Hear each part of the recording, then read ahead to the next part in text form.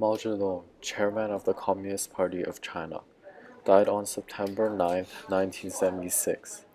People were devastated and they cannot help themselves but cry and mourn their loss of their savior of people.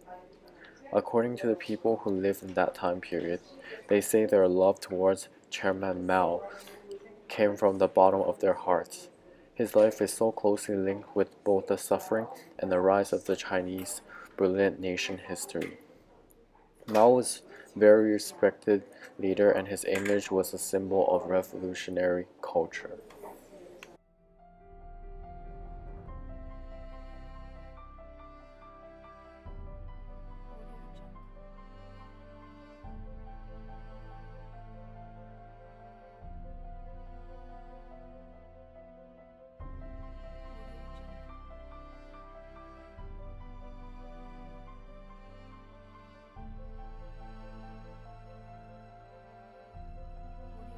After Mao's death in 1976, Deng Xiaoping took power and led the country to significant economic reforms. The Communist Party subsequently loosened government control over citizens' personal lives, and the communes were disbanded in favor of private land leases. This turn of events marked China's transition from a planned economy to a mixed economy with an increasingly open market environment. The first steps to economic reforms. Movement away from Stalinist centralized control of the economy and material balance planning was taking place in varying degrees, through an uncertain and halting way, in communist countries. Even the Soviet Union, which was the supreme guardian of Marxist-Leninist morality, was the most reluctant to move, was prepared to consider some degree How of the change. Chinese dressed, how they worked, and the street campaigns to mobilize the population in Mao's revolution.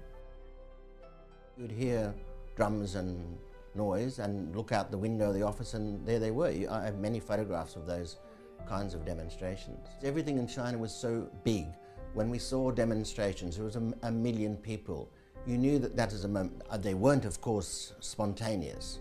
They were organized, but even to organize a million people just to come out and march and stand in the square, that's an amazing event. The reform of China was therefore already familiar in their general direction and in much of their detail. Some such changes were made almost inevitable by the very course of the socialist economic development. It was as much the consequence of success as of failure. Once extensive development, for example, the accumulation of machines, is successful, then it has to give way to intensive development, in which attention to costs becomes vital, and continued growth comes to depend increasingly on innovation.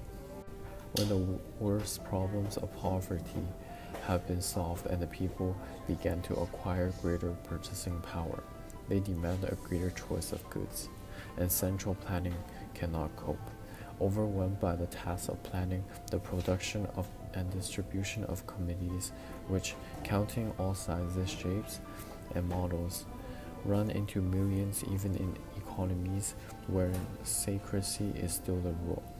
In particular, the rise in incomes leads to demands for a more varied diet.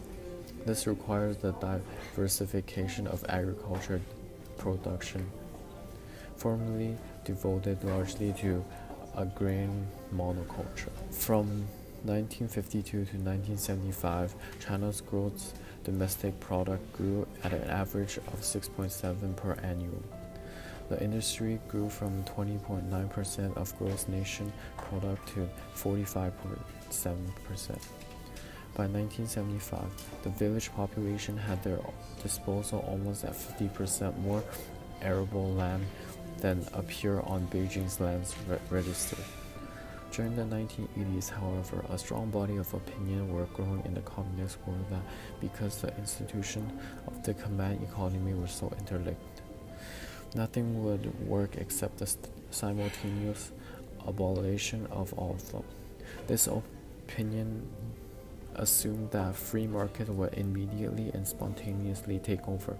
It ignored the fact that the creation of the market economy requires new laws, institutions, networks, skills, and expectations. Fortunately for China, the Big Bang strategy had not yet appeared when Deng's reform began. Reforming the state sector.